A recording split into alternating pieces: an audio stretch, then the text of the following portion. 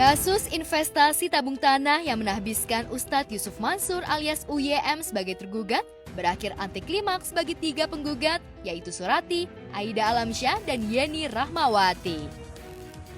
Kemarin Pengadilan Negeri Tangerang Kota memutuskan memenangkan UYM. Putusan majelis hakim berdasarkan bukti dan fakta hukum, sehingga gugatan material senilai 560 juta yang diajukan 3 penggugat dinyatakan no alias ditolak. Pasalnya dalam surat gugatan dan selama persidangan, 3 penggugat yang diwakili pengacara Asfa Davibia menyebut bahwa investasi tabung tanah adalah program yang dibuat Koperasi Merah Putih, tapi sebagai pemilik program, koperasi itu tidak ikut digugat.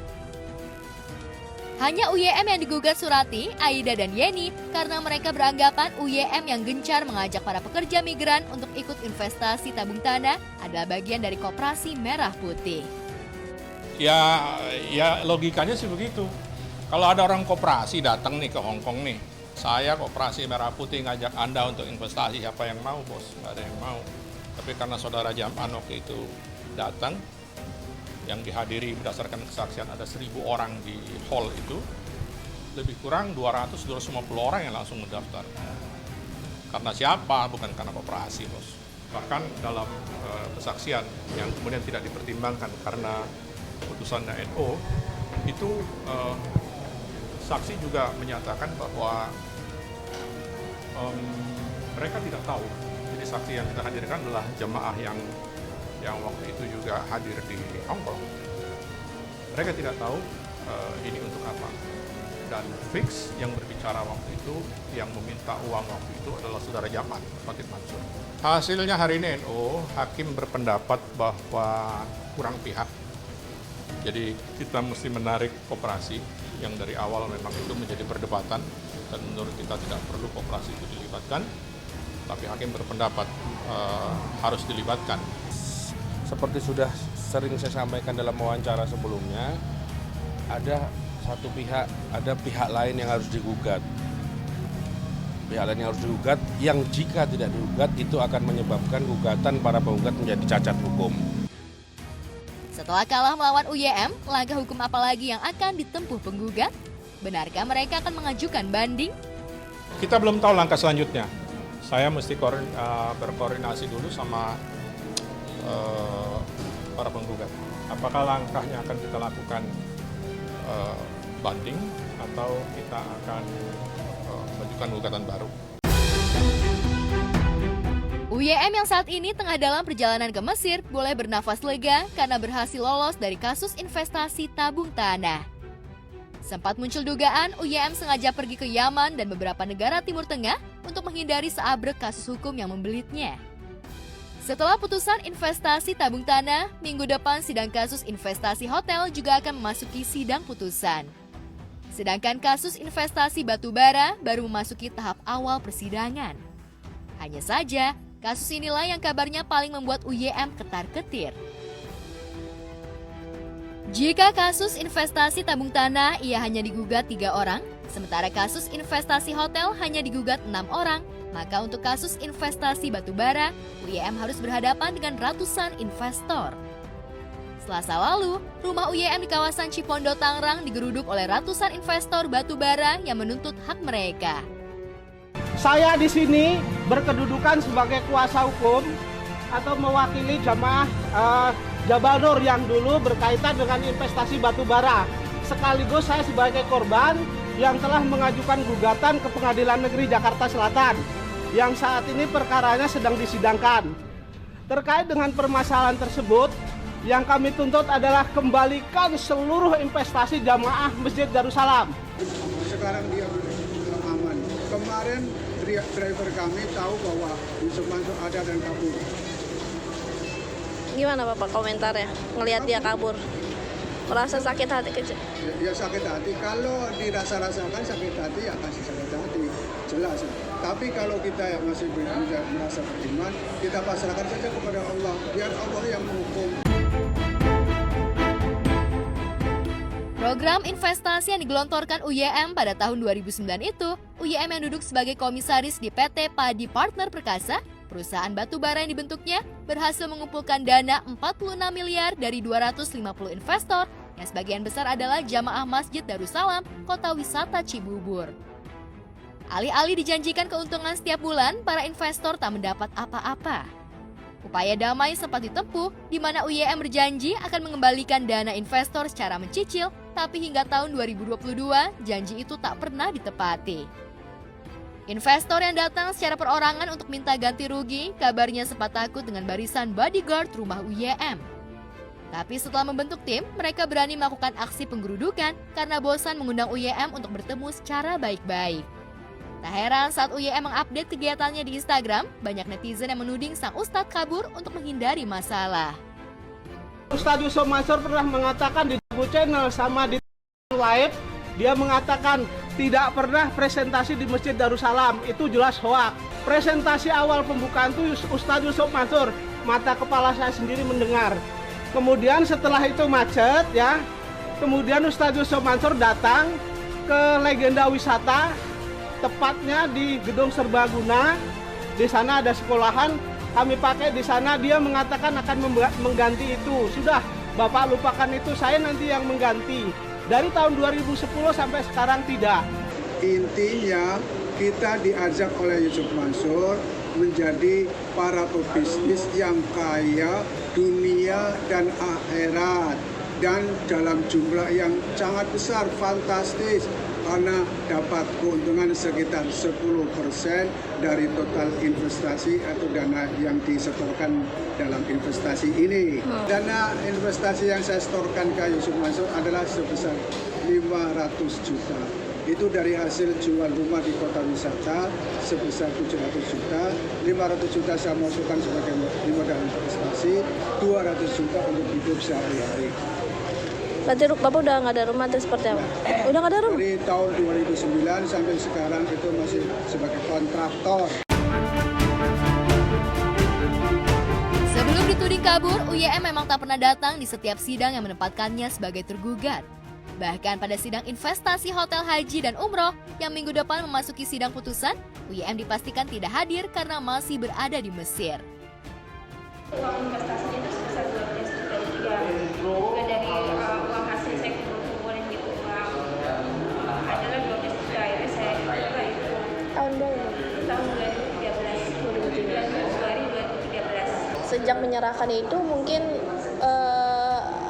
apa mungkin yang sudah didapat, sudah sempat pernah balik modal atau seperti apa? Belum ada sama sekali laporan, belum ada. Pada saat itu saya mikir, aduh ini gimana nih, saya punya uang udah 12 juta gitu, kok nggak ada laporan, gitu. Saya hubungin nggak bisa, email nggak ada jawaban, terus telepon juga nggak bisa itu. Bu, mungkin kalau kan beliau lagi di Yaman, mungkin kalau dia nonton apa yang mau disampaikan? Ya, Buat Ustadz Yusuf, ya, harapan saya kepada Pak Ustadz untuk menepati janji. Ya, syukur-syukur dana yang dikembalikan bukan hanya investasi kita ya, terhitung dengan bonus atau transaksi yang telah kita lakukan. Tapi kalaupun memang nggak bisa, ya minimal investasi yang kita yang 10 juta itu lah ya. bisa dibalik, modalnya dibalikin. Terkait tuding miring yang lagi-lagi ditujukan kepada ayahnya, Wirda Mansur menanggapinya dengan santuy. Ia tetap menebar ceria di Instagramnya. Saat ayahnya berada di Mesir, Wirda dan dua adik laki-lakinya tengah menghadiri acara jumpa fans di Cirebon, Jawa Barat.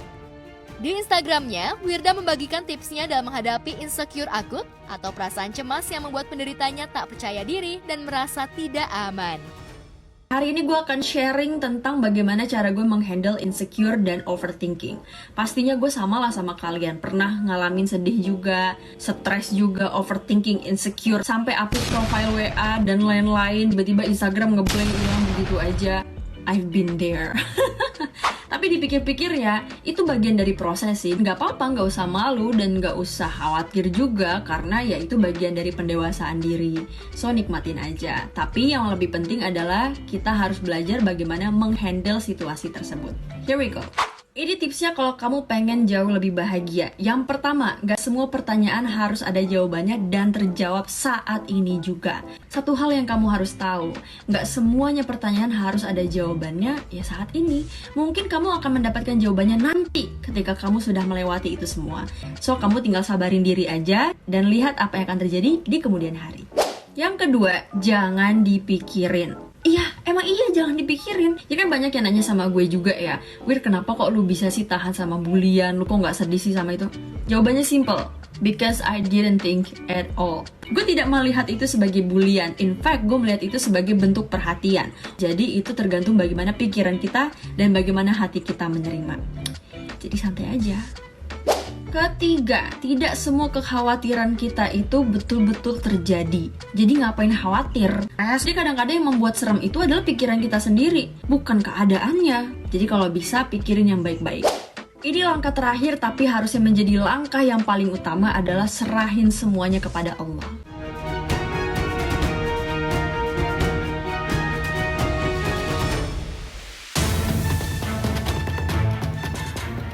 Pada waktu yang nyaris bersamaan, kemarin siang di Bareskrim Mabes Polri, presenter Ivan Gunawan dan DJ Una kembali menjalani pemeriksaan lanjutan terkait status mereka sebagai saksi dalam kasus investasi ilegal robot trading Dana Pro.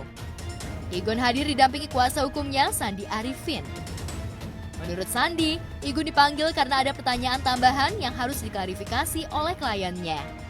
Seperti pengakuan Igun sebelumnya, ia memang pernah menjadi brand ambasador Dana Pro selama 3 bulan dengan nilai kontrak mencapai 1 miliar lebih.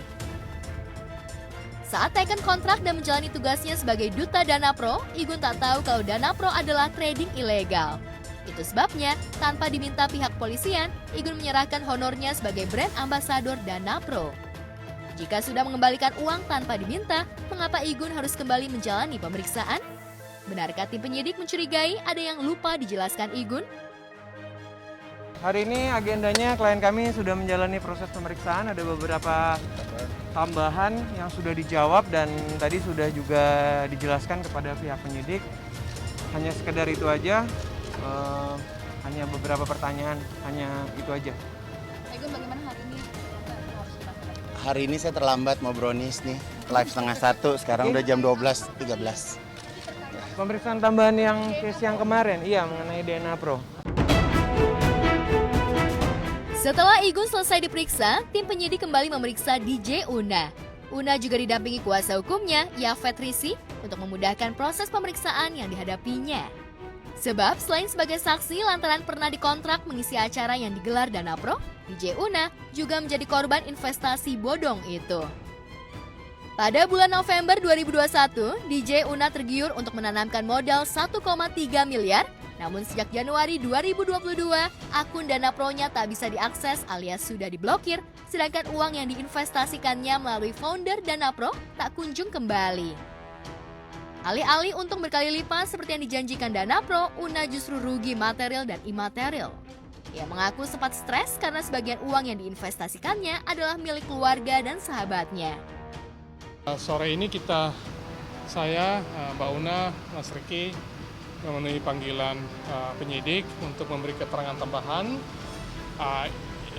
Inti keterangan tambahan sore ini lebih pada bagaimana peran dari para founder dari DNA Pro dalam mempromosikan DNA Pro sehingga menimbulkan atau mendorong orang lain untuk berinvestasi.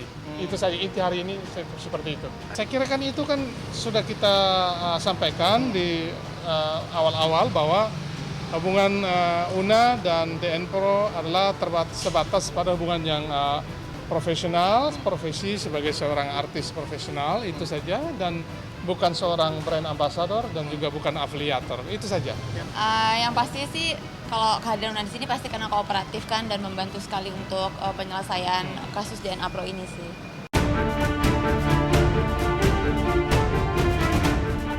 Selain DJ Una dan Ivan Gunawan, sejumlah selebriti juga sempat dipanggil sebagai saksi, diantaranya Billy Syahputra, Rizky Bilar, hingga penyanyi Ello dan Rosa. Sementara tersangka yang sudah ditahan sudah mencapai 11 orang termasuk CEO, founder, hingga top manager. Sementara 3 tersangka yang masih buron adalah Fauzi alias Daniel Z selaku Direktur Business Development, Ferawati alias Faye selaku founder sentral, dan Devin alias Devinata yang menjabat sebagai co-founder. Lalu benarkah sejumlah pesohor yang diduga menjadi afiliator Dana Pro seperti Kapten Vincent bakal diperiksa ulang?